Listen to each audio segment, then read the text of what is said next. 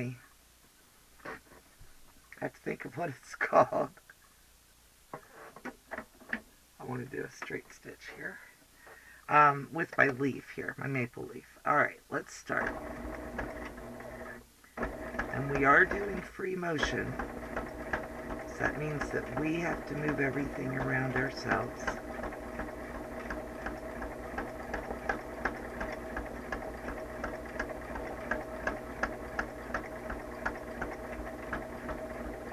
I did a giraffe a while back, and I have no clue why I didn't do it free motion.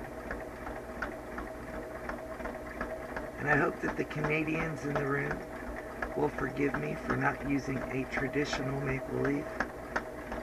I just want some fun colors in this stuff.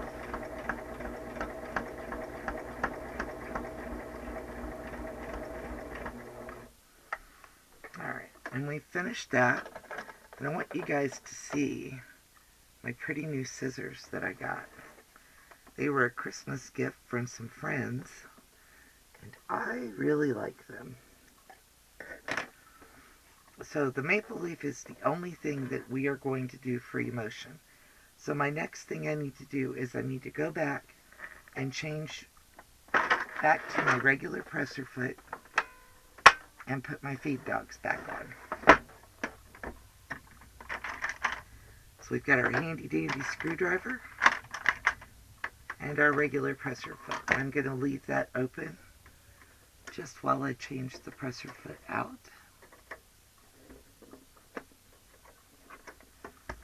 And as you can see, there's a little screw over here. If you've never changed a presser foot on a sewing machine, you loosen that screw up and take the presser foot off. And then, leaving the screw loose, I always lift up my presser foot lever and get everything put up in there tight. And this is harder for people who have hand problems. And I will tell you for sure, the last week I wouldn't have been able to change my presser foot out, because I couldn't use my right hand to do anything. Poor Wayne has been cooking for us.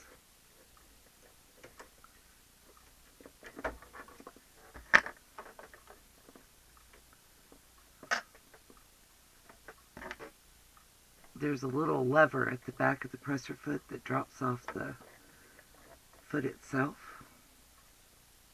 But I'll just lower it and click it back on. And now it's on there completely.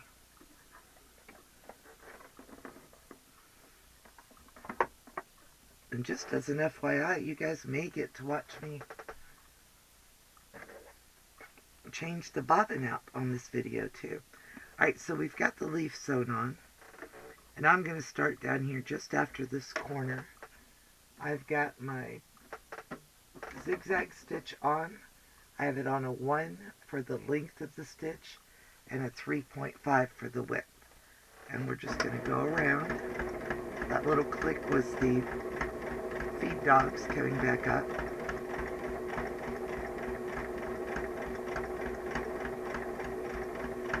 And the feed dogs are what pulls your fabric through.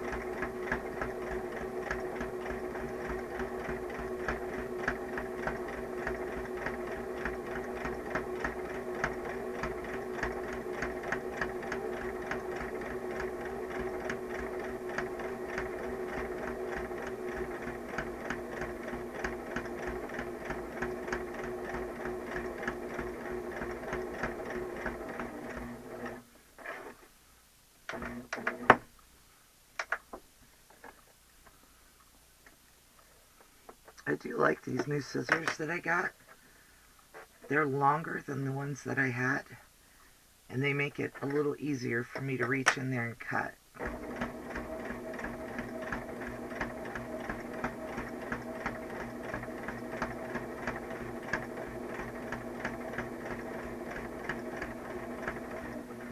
Now if you want, you could go back around this again. I'm not going to.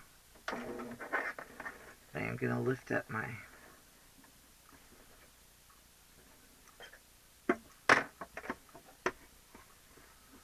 fabric. And then the next thing that gets done is around the black. And the black is supposed to represent maple syrup. Sorry, Canadians, I didn't have any brown in the scrap box that I'm using.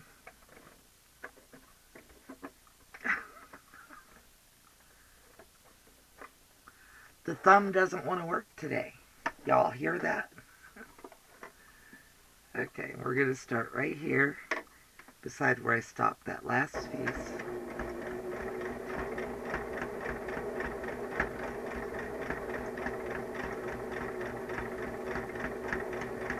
And I'm going to stick kind of to the inside of the syrup piece, because I do still want to go around the outside of the jug itself. If you decided to do this and you want to go around the outside of the jug and the syrup at the same time, that's more than fine. It's your quilt. Make it the way you like it.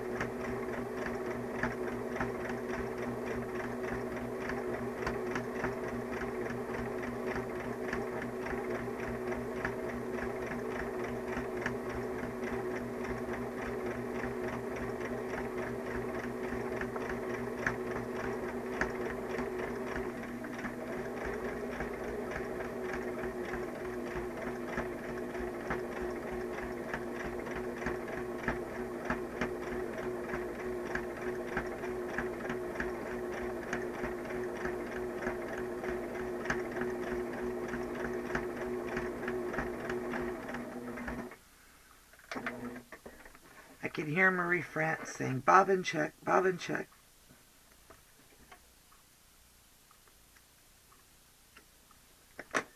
Alright, so that's so far. I'm going to do these two curves here, and then I'm going to go around the outside.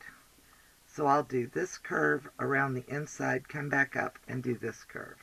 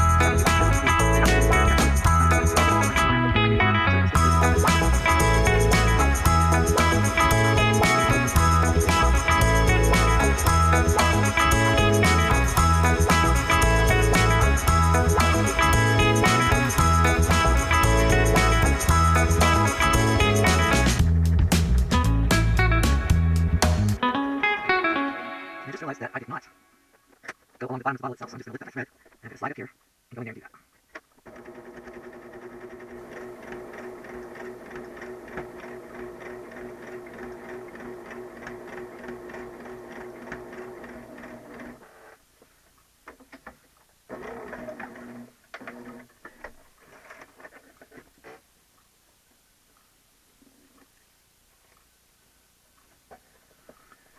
This is called a jump stitch, when you jump from one place to another. And I've just cut that. I'm going to cut the bobbin thread. And I won bobbin chicken, by the way. So here is our little block. I need to put sashing down the sides.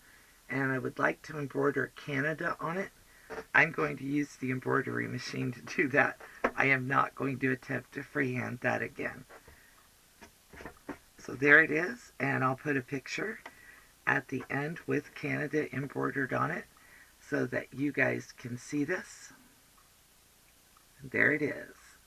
All right, here come the pictures. Have a great day. Thank you for watching.